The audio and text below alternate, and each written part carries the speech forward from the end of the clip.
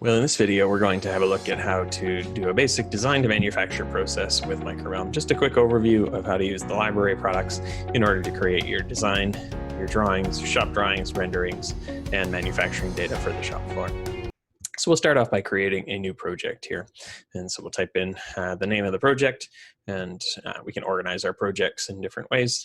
But here we're just going to create that project. It's going to copy our template information, our standard construction values. And here we can fill in all of the information about our project. MicroRealm is all about controlling all the information for your project through the shop floor. And so I can fill in all the details for my project, phone numbers, addresses, that sort of thing, so that it can show up in my drawings, in my title blocks, and my reports, all the way through where I'm able to fill in and use that information. Here in my project wizard, I can configure exactly how the product is constructed, what type of hardware I'm using on this particular project, what type of drawer system or drawer box I might be using, whether I'm using a different type of drawer slide for that wood drawer box. I can control all of that right here from the software. And these types of slides and hardware all come in the default shipping configuration for the software here. And so I can configure this particular project to my customer's needs, control my sizes for my products, adjust these things. I can, of course, make changes to all these on individual cabinets. This is just setting the defaults for my entire project. Here I can control what type of door style it is, whether that's an MDF or a generic slab front with rails and styles and details. I can control all that in here as well. Now I can go and create a new room, and I can use a drawing template, standard AutoCAD drawing template, to create that drawing. And so here, now that I've got my room created, I can go and start drawing some walls. And the walls are not necessary, but generally I like to draw with some walls when I'm drawing a little room like this. And so I'm just going to give it some sizes here using standard AutoCAD entry. The environment that I'm working in is a standard AutoCAD environment. This is what we call our OEM version. On all the products that I draw in MicroRealm, I can go back to the prompts, modify things, and so I can control whether there's bulkheads and columns, windows, doors, all those sorts of things. So here I'm going to put a window in, center that window, give it a specific size for this particular customer, and then I'll just go ahead and redraw that wall. And I can see that right in my drawing here, that my wall is drawn with the window. And so now I can start drawing some products. I'm going to start off with a sink cabinet right in the middle of the wall, right under the window. And so I'm going to place that at a selected point right anchored on the center. So here I can specify the size for this particular cabinet, and we can see that it goes ahead and draws that. And I can see exactly how that's going to be laid out. I can see my door swings and things, and control how my drawings are set up here as well. Using AutoCAD, I can check what my sizes are, check my details, and I can go ahead and pick my cabinets from the library in order to fill in that space. So here I've got a one door, one drawer cabinet. I'll place that on the wall and give it a space from the edge. So I'll put it 25 mil off of the edge of the wall, add a filler in for that, and control the sizes and details here. So now I can select another product from my library. Lots of different items that come with a standard shipping library for MicroRealm, both face frame and frameless. So here I'll go and use a 3-drawer base in order to place that item into my drawing here. So I can give that a specific size. Now I'm just going to double check by double clicking right in the drawing here to select the size and enter the size. Because it's a parametric product, I can fill in whatever size that I need. Here I can adjust my drawer fronts. So I'm going to give it a 150 top and 2 equal drawers underneath. The software is going to take care of all my gaps and details for what I need for that I've set. And I can go ahead and move on to my next cabinet here. And so I'm going to use a microwave base cabinet. Just going to place that next to my sink, give it a specific dimension to fit my microwave here. So I'll just make it a 6'10" or 2-foot wide cabinet and place that here in the drawing. Now from here, I can just go and place another product. So I'm going to grab another 3-drawer cabinet in this case, place it next to another product, and give it a specific location here, give it a dimension for that, and then specify my drawer front sizes. So here I'm going to, again, control the details for that, calculate my drawer front heights, and set that. Now, in this case, a customer wants an electrical box cutout in the back of the product or in the end gable here. So I'm going to put a finished end on that cabinet and then shorten up my top drawer box and then put a little cutout in there. Now, that's not something that's directly in the prompts for my product, but here I can put on the depth of my drawer box, and it'll calculate for this Entero drawer that I'm using, or the Tandem Box drawer that I'm using. I'll just specify a size and it'll pick the correct size, put a finished end on there, and that's my cabinet. Now, with any of the parts within my products, I can just draw them in 2D and add whatever machining I need. So in this case, I'm going to add a cutout for the electrical box, and so I can just grab that, place it down in 2D, and use regular AutoCAD tools just to draw that box. I'm going to use a little machining macro, just an AutoCAD block that has lead ends and things on it. So I'm going to choose the tool that I'm going to use, enter a depth of 20 mil so that it cuts through, and give it a location. And I could obviously measure and specify exactly where that is, but that'll do for now. Now I'm going to go update that part and redraw my product. And so here we can see when we redraw the product, it's going to have the details for that already shown in the drawing, so I can see exactly whether there's any conflicts or anything like that, and be able to modify my products as necessary. So here I can flip to a top view, and I'll throw in a few more cabinets. I'm going to go and put on a couple two-door upper cabinets, and so I'll just place those on the wall. I'm going to fill the wall with products this time, and so I'll just say it's going to be 25 mil from the left wall, and then I want to go from the edge of my casing. So I'm just going to pick those points in my AutoCAD drawing, just a perpendicular point in order to locate those. And I'll just say a quantity of 2 of those. That's not a super wide cabinet, but that'll work for this time. So I'm going to place that, give it a location, and here go ahead and just say okay. Now I can go back to the prompts of those products after I've drawn them in order to add the filler and the finished end that I need on each of those.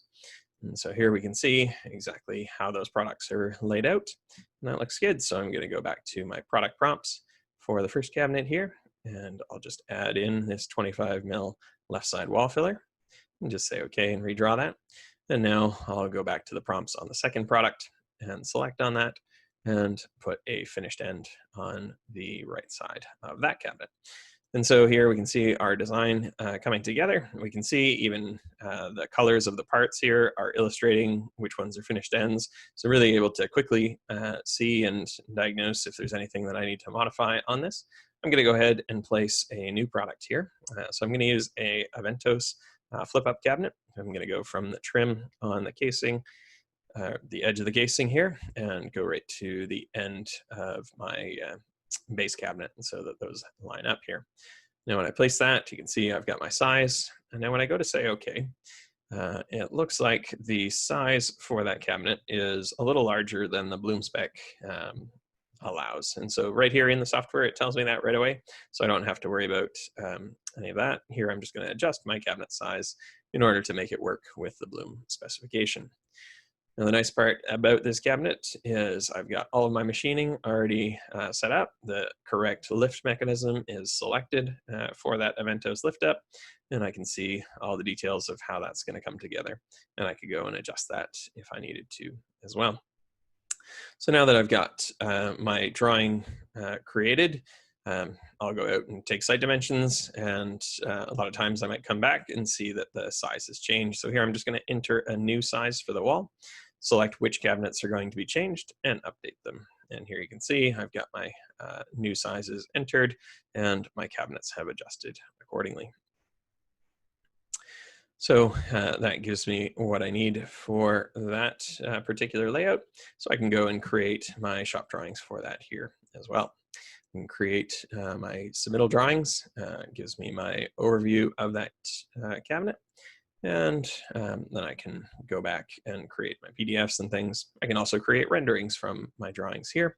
And so I'm going to set up my view, get a perspective view here, throw in some lights and a floor. So I'm just going to add that to my wall so that it'll just render up a little bit more realistically. And I can just select on the render command here and you can see it renders out with the materials that I've selected. Now, if I want to change those materials, I can change those at any point right within the software here. So if I go over to my rendering tools, go to change my materials here, and select what materials I want to use for that cabinet. So here I can see all the different types of parts and what material for rendering is assigned to those. And so I'm going to go ahead and assign a color to those, maybe a solid color, lots of different options for my materials and different colors and things that I can use. And I can import other ones as well if I wanted to.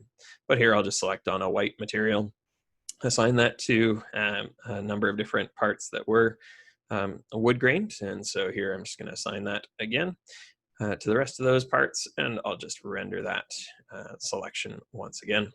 And so here, if I render that view, I can see my colors have changed. I can see exactly what this view looks like. So I can present that to my customer as a couple of options and show them exactly what they're going to get before they sign. And so here I can take this and send it out for production because my customers selected it. So I'm going to create a work order that's going to generate my data for the shop floor. And so right from this drawing, all in one solution here, I'm able to create my submittal drawings, my renderings, my manufacturing data for the shop floor, and generate everything that I need in order to create this project quickly and easily. I'm going to open up my work order into our processing center here. And here I could send these parts out to different machines. If I have single part CNC or a table saw or a nest-based CNC, I can run those parts out to any of those locations and different parts to different locations. But I'm just going to create a nest in this case. The nice part about Microvellum being AutoCAD based, I can open up my nests and make any changes to them at the last minute here as well. And so here I can see my AutoCAD layouts for the nest. And let's say I needed to create a cutout in the side of this cabinet. I'm going to get rid of some holes. Then I'm going to go and create a square cutout in those parts, select on which part I want to use, and just place that on the part here. Now I can just update my G-code for this particular nest, and that's ready to run on the CNC at this point. And so quick and easily, I can create everything I need in order to prepare the information for the shop floor and modify it as needed. Now I can go and have a look at some of the reports that are presented with Microvellum. These are all standard shipping reports that come with the software. And I can modify these reports as needed. The report editor is right in the software as well. But here I can see the details. So what my products are, how many sheets I need, edge band, all the details that I need to produce that product. Here I can go to my nesting optimization report, and that's going to give me an overview of exactly how those parts are going to be nested on the shop floor. And see exactly the details here. So we can see our machining for our drawer slides. We can see the cutouts that we added, our hinge machining, locators for hinge connecting and drawer connecting systems, fixing brackets. There's our updated nest that has that cutout. So we can see all the details of those parts as they're going to go to the shop floor. And these files are sitting on the CNC. They're ready to run right on any CNC machine that you might have. Here, I can pull up a cost report as well. So if I wanted to do this before I created it and attach it with my renderings and things, I can get an overall cost for my project as well. And I could create an estimate report that was specific for the end customer that doesn't have all my prices detailed out, but lots of different options for the pricing of the software as well. And so lots of reports and things that I can use inside Microvellum already. Then I can go and I can do product labels. So if I want to put labels on my products so that they can track onto the job site and my installer can see exactly where those products can go, I can do that.